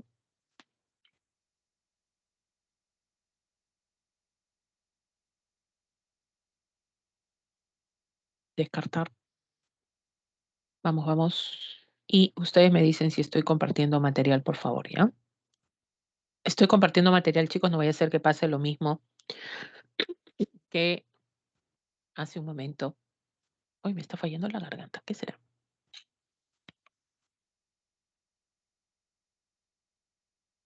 Listo, vamos entonces. Gracias por tu respuesta, Olenka. Sí, Alex Morales Fajardo, sí se ve, Fernanda Eduardo. Gracias. Bueno, chicos, la primera semana de educación cívica está referida a lo que es derechos humanos, características, derechos fundamentales y también referido a la protección, instrumentos que protegen los derechos humanos a nivel en el ámbito internacional, ¿no? Y organismos y convenciones también que se han creado para esto. Vamos rapidito, y esto está referido a lo que son los derechos humanos en general. Cuando nosotros hablamos de, por ejemplo, derechos humanos, esto, de acuerdo a la definición de la ONU, el año 2015, son garantías esenciales que goza toda persona para poder que podamos vivir como seres humanos, ¿no? Y los derechos humanos están asociados a la dignidad humana, a, a ti como ser humano. Nadie te puede transgredir en ningún sentido, ¿no? Y lamentablemente, estos derechos, estas facultades, son más estudiadas, conocidas y son aplicadas por aquellos que transgreden los derechos más que nada, ¿no? Contra otras personas, ¿no? En cambio, el ciudadano común que cumple con las normas sociales, judiciales, etcétera, no, pues, ¿no? Entonces, en otras palabras, el delincuente que transgrede, ese conoce más derechos, ¿no? Incluso dicen, oye, si me tocas, vas a ver, te voy a denunciar, porque estás transgrediendo mis derechos humanos. Así es, chicos, ¿ya? Esto es para todo ser humano en la Tierra, ¿no? Gracias a esto podemos generar, repotenciar nuestras cualidades, dicen en todo momento, ¿no? Derecho a la dignidad, tienes ahí a trabajar, a la nacionalidad, a la salud, a la justicia, ¿no? Al vestido, a la recreación, a la vida, a la libertad, que es un derecho que se está dando hoy en día, ¿no? En todo momento. Es por eso que vamos a tener la característica de los derechos, es para todos, las personas, forman parte de tu naturaleza humana, nacen contigo, ya, pero en la Constitución incluso habla que protegen la vida, incluso antes del no nacido, ¿no? Y es por eso, ¿por qué? Porque está inmerso de toda formación de vida que se protege en este país al menos, ¿no? En otros países ya incluso han aplicado lo que es la ley del aborto, ¿no? Que van en contra de lo que vendría a ser los derechos fundamentales, pero son legislaciones que se adaptan para establecer sus normas en sus sociedades, ¿no? Pero en el caso nuestro, por ejemplo, está prohibido el aborto. Protegemos todo elemento que se llame vida, ¿no? Y comunes para todas las personas porque son universales. Los derechos son universales, ¿ya? Profesora, ¿los Ashanincas tienen los mismos derechos que yo? Todos. Así el delincuente que atrapan. Profesora, me ha robado mi celular, lo voy a pegar. No, su dignidad humana es importante. Tú no puedes transgredirlo. Te habrá robado, habrá transgredido, pero también tiene derechos fundamentales que se protegen. Qué terrible, ¿no? Un arma de doble filo esto de los derechos humanos. Interdependientes, no necesita, en este caso, la vigencia de uno comporta la vigencia de los otros. Cuando tú transgredes un derecho, transgredes los demás. Por ejemplo, a mí me votan de mi trabajo de manera arbitraria, sin fundamento, están transgrediendo un derecho, porque al votarme de trabajo me quedo sin empleo y de ese trabajo yo dependo para darme vivienda, salud, educación. Entonces, están transgrediendo otros derechos. ¿Por qué? Porque son interdependientes. Cuando transgredes uno, transgredes los demás. Así cuando respetas uno, respetas los demás. ¿Por qué? Por la interdependencia. Indivisibles. Ninguno puede en este caso, pues, disfrutarse del otro, ¿no? No se pueden dividir, ¿no? Tú no puedes decir, profesora, voy a donar mis derechos. No, pues, o voy a dar la mitad a otro. No, es tu dignidad. La dignidad humana no pasa, no genera eso, ¿no? Inalienables, ni la persona misma, ni tú mismo, ni la misma persona. ¿Ya? Es por eso cuando te vas a tirar de un puente de, ¿no? de 50 metros de altura, te protegen a ti también, ¿no? Incluso en contra tuya, entonces estás mal, ahí te protege, el Estado también ve por ti, ¿no? Bueno, debería ser así, ¿no? Ni el Estado, ni el mismo Estado pueden ajenarte, despojarte de tus derechos, más bien lo protege y promociona. Imprescriptible, tú no puedes decir que los derechos tienen fecha de caducidad, profesora, tengo que renovar mis derechos para aplicarlos, no. No se extinguen a través del tiempo. ¿Cuándo terminan? Cuando tú mueres, así de simple. Incondicionales, no están sujetos a alineamientos. No es que tú vas a ir a un proceso burocrático a decir que para que se apliquen mis derechos porque no han sido vulnerados. No, con la simple palabra puedes aplicarlos en cualquier momento. Son incondicionales, están para ti. Inviolables, nadie puede violentarnos en ningún sentido, ¿ya? Y a través de la historia podemos ver que estos han evolucionado. No es que aparece el hombre y aparecen los derechos humanos, ¿no? Ha habido un proceso, ¿no? Ha habido un proceso para esto. Hablamos de una primera generación, segunda y tercera generación. Ahora dicen que hablan de una cuarta generación, ¿no? Que tenemos derecho a en este caso, la parte informática, sistemas de comunicación, ¿no? Pero por lo pronto, de manera oficial, hablamos de 3 generaciones, donde en la primera generación, a través de la Revolución Francesa, se emite esta declaración, este documento importante de los derechos del hombre y ciudadano, donde revolucionó prácticamente no solamente el sistema político, social, económico de Francia, sino también la parte a considerar a todo ser humano como con dignidad, con libertad. ¿Ya? Y es por eso que surgen en la primera generación los derechos civiles y políticos que son derechos individuales, ¿no? A la vida, a la integridad física, a la nacionalidad, elegir ser elegido, a la propiedad, por ejemplo. Para pasar al siglo XIX, esto fue en el siglo XVIII, en el siglo XIX, donde surgen los derechos económicos, sociales y culturales luego de la Revolución Industrial, pues. Esto de los derechos, sobre todo que surgen de las grandes protestas que se dan por la revolución industrial, la opresión al obrero, ¿no? La explotación obrera, los derechos a las 8 horas de trabajo, todo esto trajo estragos. Y surgen estos derechos colectivos, ¿no? Al trabajo, a la seguridad social, al salario justo, a la huelga, a la sindicalización, a la educación, a la recreación. Esto en la segunda generación. Mira, ya se están juntando civiles, políticos, económicos, culturales, hasta que viene la tercera generación. Otra vez una guerra cruenta, terrible, la Segunda Guerra Mundial, donde se emite la Declaración de los Derechos del Hombre y Ciudadano, que compila derechos civiles, políticos, económicos, sociales y culturales. Y a la vez se emite los derechos que son del pueblo, derechos de la solidaridad. Y esto se conoce como derechos colectivos. O sea, por un lado se habla de la declaratoria, un 10 de diciembre de 1948, y después se habla de los derechos de los pueblos, o sea, se añade más. ¿Por qué? Porque después de esta guerra queremos paz, paz, derecho a la paz, a la libre determinación de los pueblos. Nadie te puede invadir, así nomás. Tú tienes derecho a decidir, es un país soberano, al medio ambiente sano, al patrimonio común de la humanidad también, que es fundamental para poder conocerlo, en este caso a través del tiempo, ¿no?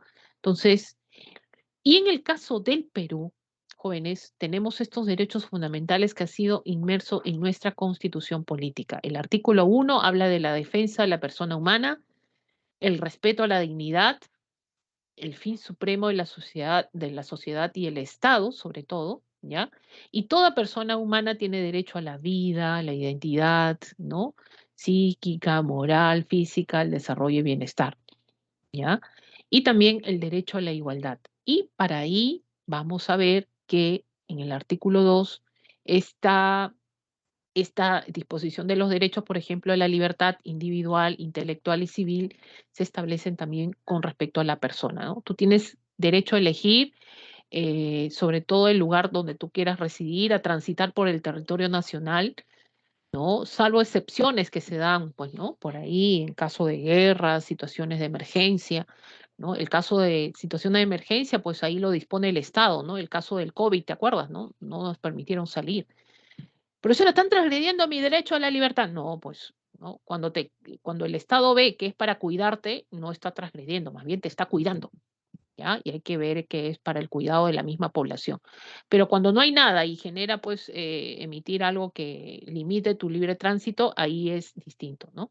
A salir del territorio nacional, a entrar de él a las libertades de información, opinión, expresión y difusión de pensamiento, a reunirse pacíficamente, claro, te puedes reunir, protestar, salir, pero no con tus machetes, ¿no? Tus palos por ahí, a asociarte, a la inviolabilidad del domicilio, también nadie puede ingresar a tu domicilio sin previo permiso, consentimiento tuyo.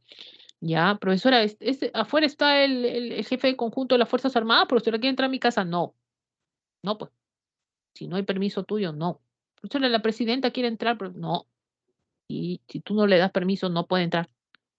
¿Ya? Entonces, si lo hace forzadamente, genera lo que es la inviolabilidad del domicilio. Salvo que en tu domicilio el policía quiera entrar y en tu domicilio, pues, tú no has dado permiso, pero se está cometiendo un flagrante delito. Es una excepción por ahí, ¿no? Claro, pues no va a esperar que se cometa el delito para entrar, no. Si hay un pedido de auxilio, ahí pues, ¿no? Rompe la puerta. Pero no, pues si no hay permiso de por medio no puede ingresar, ¿ya? Tienes ahí, por ejemplo, a la libertad espiritual, a la conciencia, elegir profesar, en este caso, la religión que quieras, la propiedad, derecho a la propiedad de la herencia, trabajar libremente, a ser considerado inocente. Todos somos inocentes hasta que se compruebe lo contrario. Nadie está obligado a hacer lo que la ley no manda, ¿ya? Nadie puede ser incomunicado salvo esclarecimiento de un delito. Y no hay prisión por deudas, no te pueden mandar a la cárcel. Profesora, ¿no? No, salvo deuda alimentaria, pensión de alimentos. A pagar las pensiones, chicos, chicas, porque ahora las chicas también las denuncian. Ahora, las garantías constitucionales están establecidas en el artículo 200 de nuestra Carta Magna y protegen derechos fundamentales que son transgredidos directamente. Las garantías actúan de manera rápida, ¿ya? Por ejemplo, ahí tenemos el habeas corpus. Esto está referido cuando se vulnera o amenaza la libertad de los derechos de la persona o los colectivos, pero que están referidos a la libertad individual. Chicos, te han detenido arbitrariamente, estás en la comisaría más de 2 semanas. ¿Qué haces 2 semanas ahí en la comisaría? No, pues tú habeas corpus y sales en 2 horas, ya, no más de 48 horas, ¿no? Y de esa manera, pues, vas a poder obtener rápidamente tu libertad. Nadie puede transgredir ese derecho que es fundamental y el habeas corpus lo protege. La inviolabilidad del domicilio también tienes esa libertad de decidir quién ingresa. Si alguien lo ingresa de manera intempestiva, habeas corpus, ¿ya? El de los nacionales o extranjeros residentes que ingresan y transitan a salir del territorio nacional, salvo mandato judicial.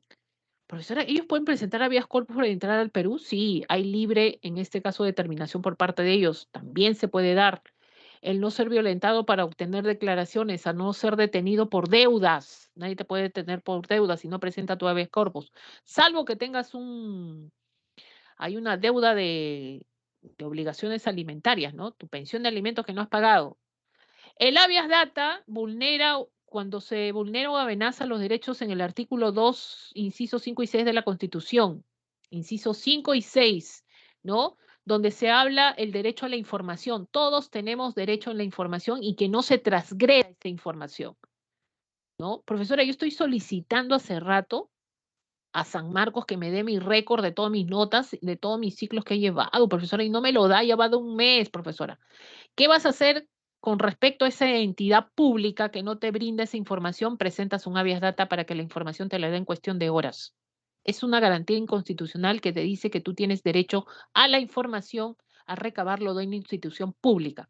Profesora, me quiero ir al Ministerio de Defensa a saber cuántos tanques y misiles tiene el Perú. No, ese tipo de información no te la van a dar así tú presentes un habeas data porque amenaza la seguridad nacional o vas a recibir o vas a recabar una información que afecte la intimidad personal o de grupo familiar. Eso no te lo van a dar, ¿ya? Tiene que ser para ti nomás, algo general, ¿no? Cuando no te lo dan, ahí presentas tu habeas data. O también los servicios informáticos computarizados públicos o privados que suministren, ¿no?, informaciones que no suministren informaciones adecuadas tuyas, que te afecten a ti, ¿ya? Profesor, a mí me ha dicho que el banco Chochibank, ya, dice que Seu es deudor, profesora, y yo no, ni siquiera conozco el banco, profesora, y ya estoy en el no Infocor ahí como que deudor. Esa información lo ha brindado un servicio informático, financiero, que está afectando tu intimidad familiar personal. Presenta tu habeas data para que rectifique eso, porque una garantía constitucional lo tiene que hacer rápidamente, ¿ya? Y se tiene que comprobar que no eres tú, de repente uno parecido a ti, ¿no? Esos casos también pueden acontecer, ¿ya? Y la acción de amparo, chicos, lo que no contempla, lo que no protege un habeas corpus ni un habeas data, lo protege una acción de amparo. Entonces, mira, la acción de habeas corpus, la libertad, ¿no? Todo lo que tenga que ver con la libertad. La acción de habeas data que protege la información, ¿no? La información también que se transgrede en contra tuya o que no te dan una información. Y la acción de amparo, los derechos que no reconoce un habeas corpus ni un habeas data, lo reconoce una acción de amparo. La libertad de conciencia y en este caso y creencia, información, la libertad de prensa, por ejemplo, comunicación, reunión y asociación, derecho al trabajo, a la sindicación, participación individual de la política del país, etcétera, ¿no?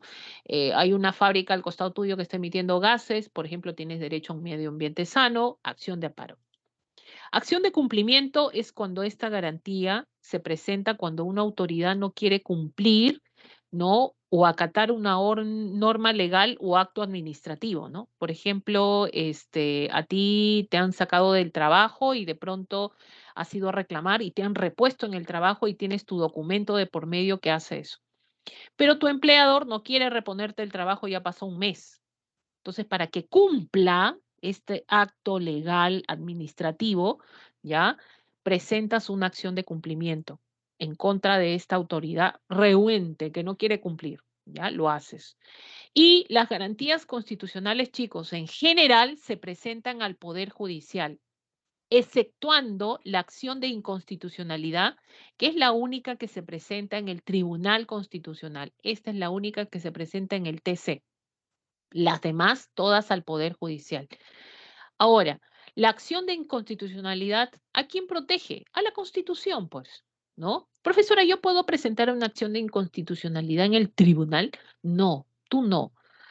Puede ser, si lo vas a hacer tú como ciudadano, necesitas más de 15.000 firmas, ¿ya? Lo puede hacer el presidente de la República, el fiscal de la Nación, el defensor, por ejemplo, lo pueden hacer, pero directamente tú no, ¿ya?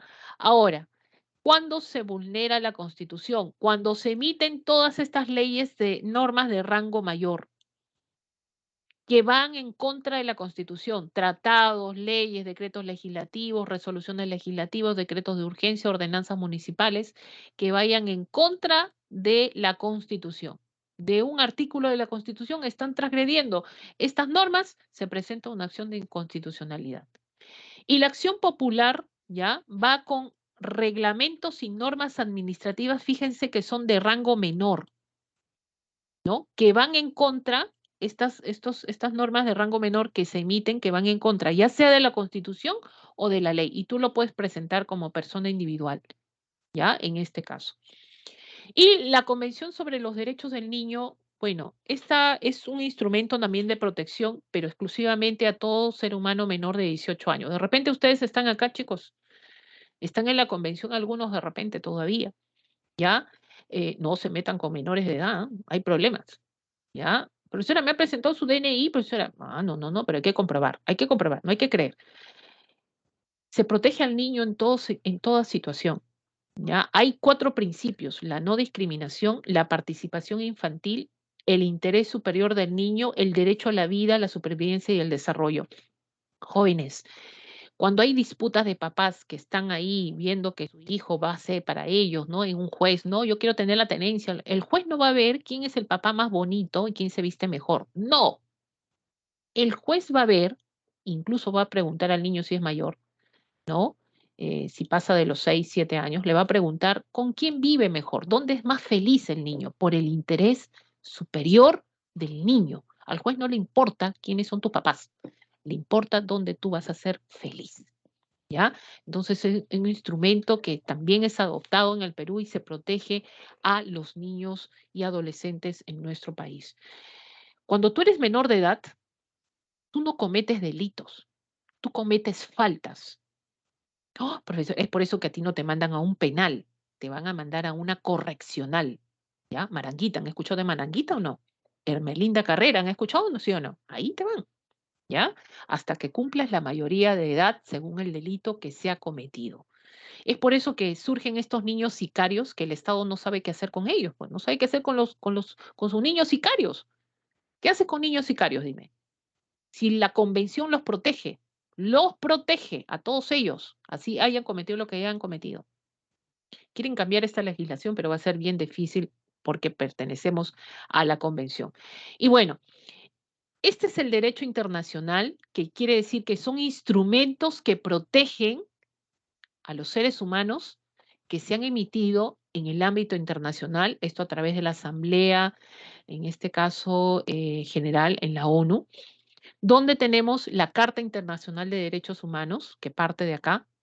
Se emite la Declaración de los Derechos Humanos, que es voluntario, donde el Perú lo aprobó, esta declaración en el año 1959. Son derechos civiles, políticos, culturales, económicos, sociales que deben disfrutar todas las personas de los países, ¿no? En general, y el Perú lo adopta como carácter de texto legal, ¿no? Ya forma parte de nuestra Constitución. Es por eso que cuando varios países lo tienen, ¿ya? Algunos no. Por ejemplo, tú vives en Corea del Norte, ¿no? Estás subyugado y de pronto la suerte del mundo huyes del país, ¿no? Por eso muchos que huyen, ¿no?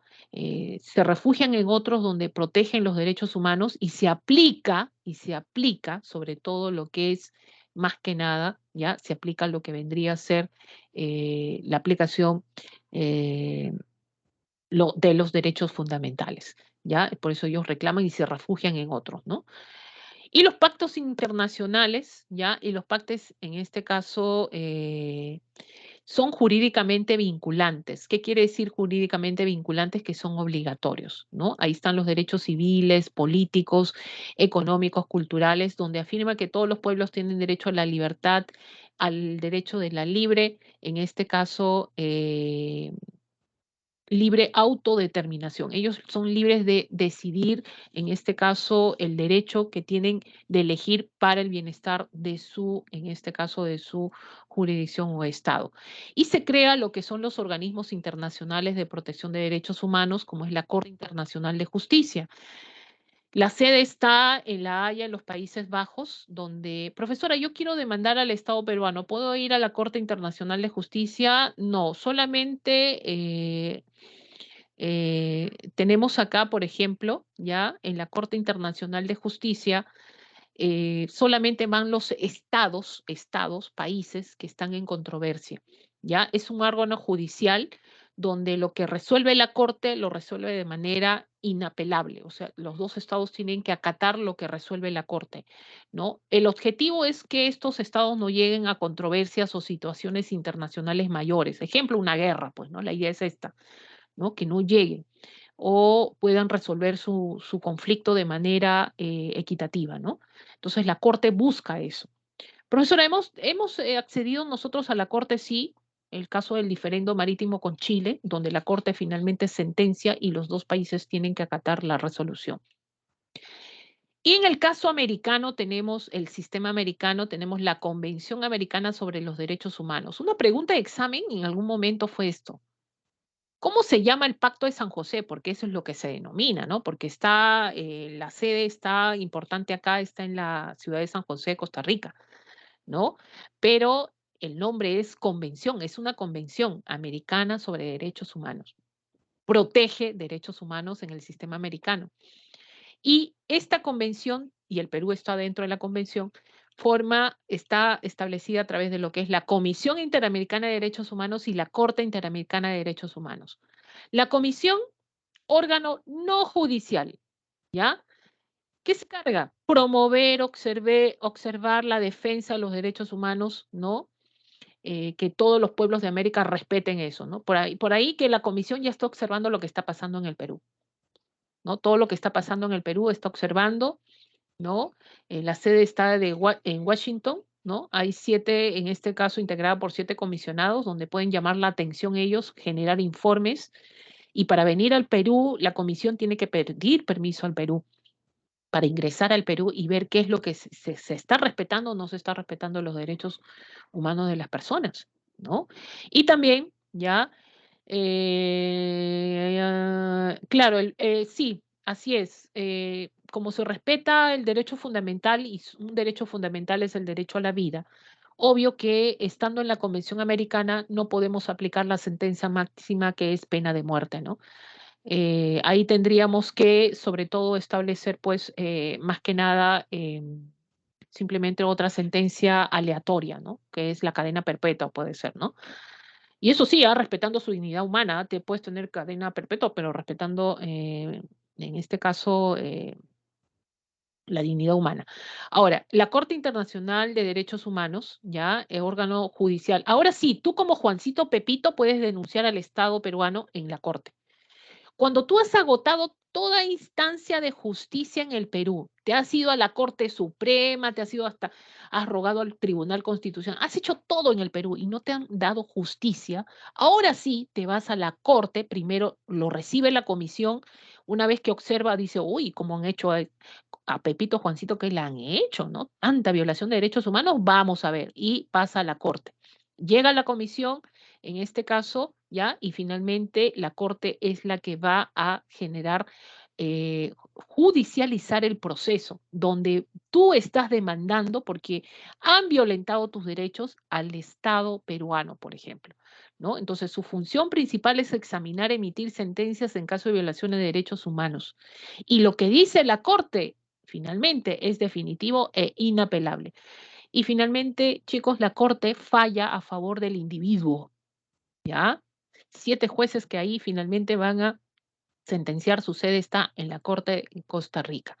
Y la Carta Democrática fue firmada el 11 de septiembre del año 2001. ¡Ah! Profesora, el 11 de septiembre de Las Torres, ahí, mientras eso pasaba, posteriormente, fíjense, acá en Lima estamos firmando esta Carta Democrática que no dice otra cosa que vamos a comprometernos los gobernantes para que se respete, proteja, se promocione la democracia, pero ese respeto y protección de la democracia sea en base a la dignidad humana. ¿Qué quiere decir? El respeto a los derechos humanos, ¿ya? Por ahí quisieron aplicar esto sobre todo a Venezuela, pues, ¿no? Y por ahí Venezuela pues miró arriba, ¿no? Con sus ojitos blancos, dijo, no, yo no reconozco. Imagínense, ¿no? Cuando Hugo Chávez, ya antes que estuviera el gobernante actual, firmó la Carta Democrática, ¿no? Se aplica cuando tambalea la democrática en uno de estos estados. Chicos, si tenemos organismos internacionales, en este caso también organismos del mismo continente, ¿no? Donde se genera la protección de los derechos humanos, también se crean organismos privados, ¿ya? Las famosas ONG, ¿no? Donde promueven la protección de derechos humanos en el Perú. ¿Cómo se llama ese organismo grande, grande, grande? Es Coordinadora Nacional de Derechos Humanos, ¿ya? Esta Coordinadora Nacional de Derechos Humanos no depende del Estado, pues, ¿no? Son independientes. Y dentro de esta Coordinadora Nacional de Derechos Humanos existen 82 organizaciones. Y todas estas referidos a la protección de derechos humanos en general, ¿no? Con diferentes funciones. Manuela Ramos a las mujeres, ¿no? Asociación Pro Derechos Humanos, APRODECH, Amnistía Internacional, ¿no? Que se refiere también, hay la peruana, está la parte internacional con respeto a derechos humanos, te ayudan a generar esa protección necesariamente, ¿no? Asociación Negra de Defensa y Promoción de Derechos Humanos también. Entonces, ¿cómo se llama este organismo en general? Es Coordinadora Nacional de Derechos Humanos y actualmente organizada en 82 organizaciones. Chicos, un gusto. Ahí están las claves. Ya voy a respetar su recreo. Los estamos viendo la próxima semana. Ahí tienen las claves para lo que vendría a ser la parte de educación cívica 1B, 2C de casa para que puedan resolver. Resuelvan primero y a ver si coincide con lo que han marcado en sus preguntas. Muy buenas tardes, jóvenes. Bueno, ya va a ser las tardes, faltan algunos minutos y que descansen para su próxima clase. Buenas tardes, chicos. Hasta la próxima semana. Gracias, profesora, cuídense. Gracias, gracias. Gracias. Nos vemos, Tamara, Liliana, Paolo. Gracias. A ustedes también. Ya. Yani, Joel, Olenka, nos vemos.